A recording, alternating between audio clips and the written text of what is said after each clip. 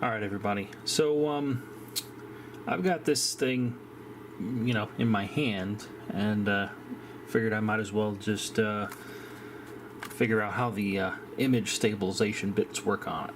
So anyway, look at this thing here. We've got a 222 on here, well, that's because that's the highest blasted channel I programmed into the thing to be able to do for the 145-106. At least in the context of this particular mod with the 148, because I didn't believe that it would do it. So this radio will transmit on what it perceives as channel 222. It's transmit. Doesn't have that much output, and that's because channel 222 is 29.225. So, I'm sure it's like, okay, so you just tuned it to, work up in 10 meters. Well, yes and no. What if I told you that it's contiguous? So we'll just go down, let's say, to 100. So that should be like 28 megahertz, 28005. And there it is. Okay, so still going down. We'll go down into CB. So there's channel 35. So that's 355. I'm dropping stuff all over the floor. So there you have it. And we'll keep going. We'll go to channel 1. Okay, so channel 1 and 26.965. So no shenanigans, no hokey stuff. Okay, we'll keep going down. I think 50 below is where we start having problems with PLL lock. So no, it's still transmitting. 26.465. Yeah, there we go. Now we're having trouble locking. So it's just, all over the shop. It can't do it. So I think it's not 55. I'm just looking for when I get it locked fairly stably. 52. And that's 26.445. So I do believe that this is probably the widest radio, at least 148 in existence.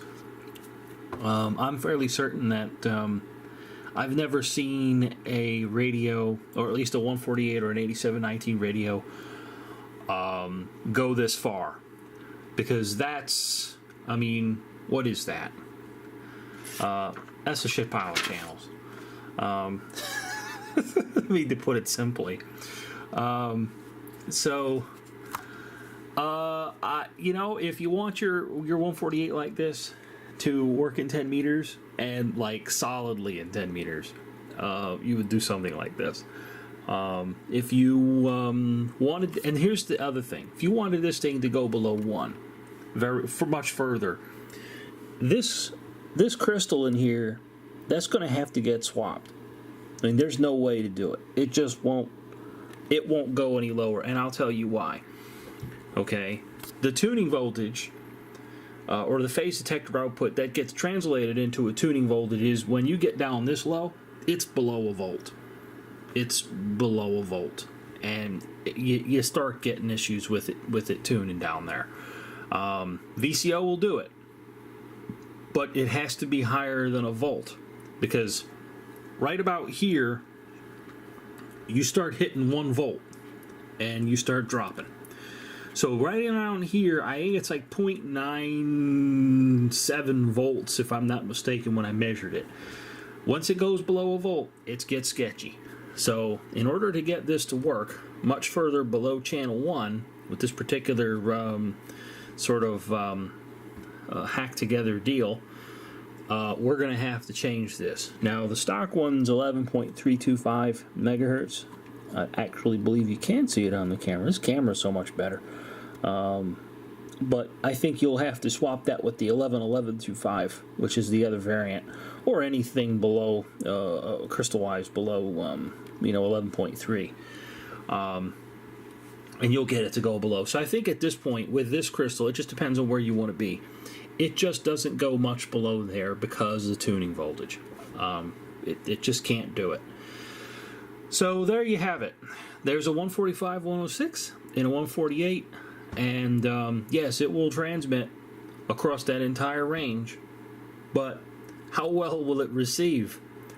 That's for another. That's going to be another test right there. Because I can guarantee you that this thing here, this radio, is going to be deaf as a post at 29 megahertz. You ain't going to hear a damn thing. They're going to have to be practically on top of you for it to be able to receive it.